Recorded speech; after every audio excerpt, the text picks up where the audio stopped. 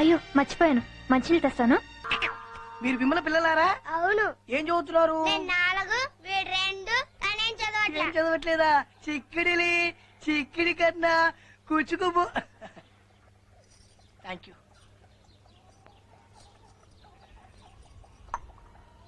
నిజంగా నేను నమ్మలేకపోతున్నాను సీను, ఎంత మారిపోయావో. ఎక్కడుంటున్నావు? హైదరాబాద్ లో ఉంటున్నాను. అవును, నువ్వేంటిలా? నాకేంటి, నేను బానే ఉన్నానుగా. ఇదిగో చూడు, 3 పిల్లలు.